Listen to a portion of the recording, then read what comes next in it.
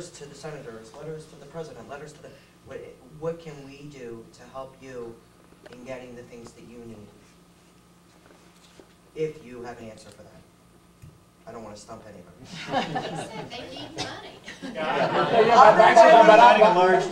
I'm sorry, I'm giving you all my money. But I think more than the money, I think what you're doing here, what you're doing tomorrow, what we're going to do in Baltimore, if we do that in Boston, if we do that in Pittsburgh, and you know, this is going to, I believe that this is going to, I mean, I see it already happening.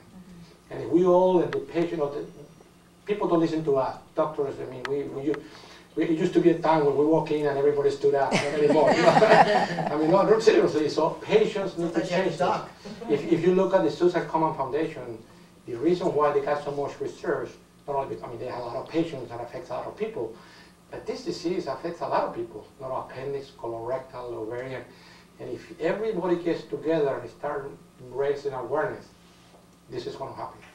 And that alone is going to generate, you know, more funding for research, more interest, and then the NIH is going to say, oh, God, we better fund some of these projects. And that is important. We need to educate our local doctors, you know. Just call me on the phone and I'll give you a few of the best studies that'll prove the case to them. We need to really educate our local docs, all of it. Yeah, I'd like to get some write your story. Give them to our area doctors and doctors that he's seen and things of that nature. And write up your story, you know. Here I'm 5 years out, you know, doctor, you know, look at what, tell your story. These stories are amazing. And sad to some extent. And when I say sad is that you almost can see the natural history of the disease occurring live.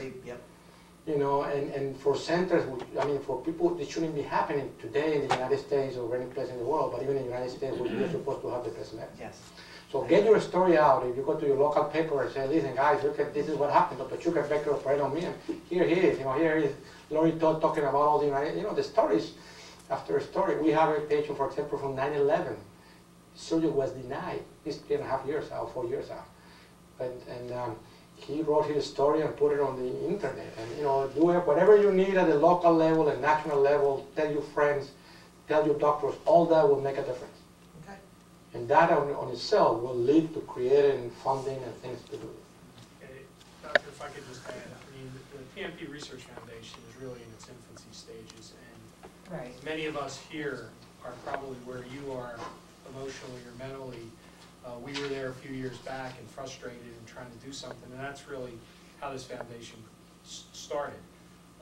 Our hope would be to do similar to some of those other model foundations, and that is grow. Right now we only have 2 or 3 events that we've gotten off the ground, and we are looking to engage other people in different parts of the company, in parts of the country that can kind of follow a small model like Mars Walk and say, okay, you can do this walk in Boston, Pittsburgh, wherever, and you can now contribute to the mainstream of this funding for research. So that's a little bit about what we're trying to do.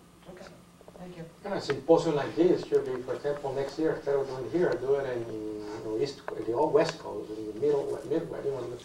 So try to kind of raise awareness and bring more physicians into it, and you know, it will happen. It's just a matter of time.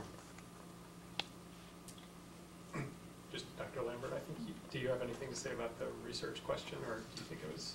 No, so my area of research interest is really in the basic science lab and trying to translate things from the bench to the bedside.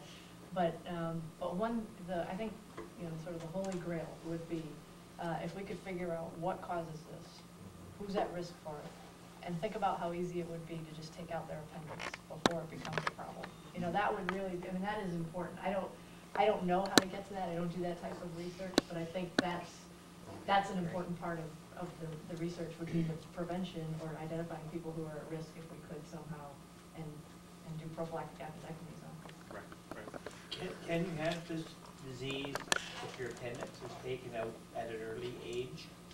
I think you can get PMP. You can get it from other causes. There are some mucinous tumors of the ovary that can cause it, mucinous tumors of the stomach or the colon that can cause PMP. But if you take out somebody's appendix early enough and there's not a tumor there, then you're not going to get it from your appendix.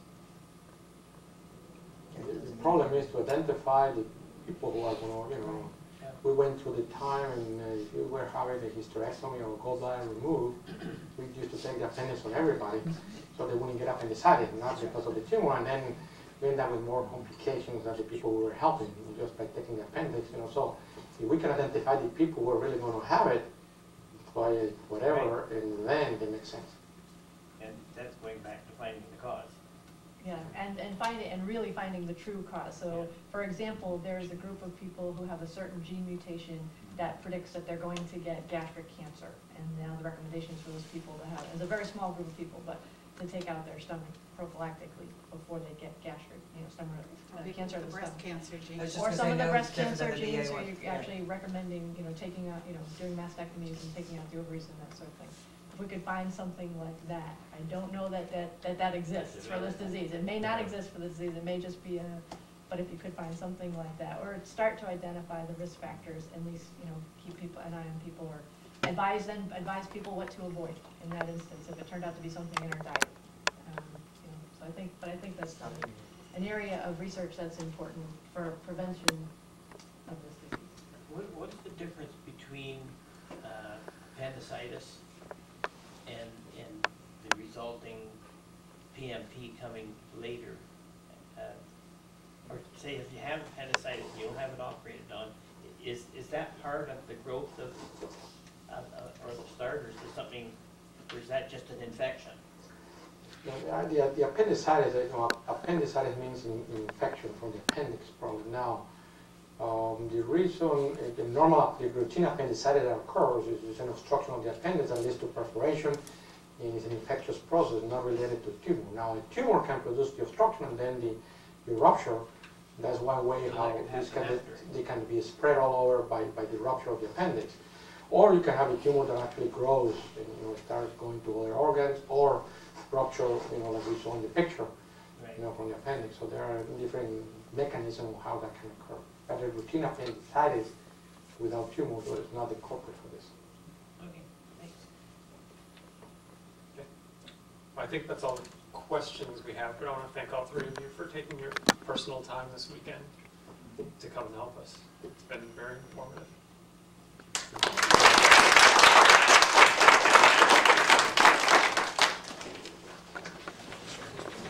There's a couple other things briefly. Two housekeeping things. Number one, there's dinner, or there's some food and some drinks afterwards. And if the doctors can stay and allow us to take a picture or two, we would greatly appreciate it. But my partner in crime, Judy Culbertson, has some closing comments that she would like to make. So, Judy, it's all yours. Very quick. I was just going to introduce myself to whoever I haven't met already. I'm Judy Culbertson. My husband, Dutch, was diagnosed in 2004, passed away in 2006. And with his good friend, Jim Carroll over here, we started having the PMP Cancer Walk on Father's Day. And tomorrow will be the 4th year. And we joined the PMP Research Foundation 2 years ago because we had the funds from the walk, and it needed a really good place to go, and the Research Foundation was started, and that's where we are right now. So that's it. Go have some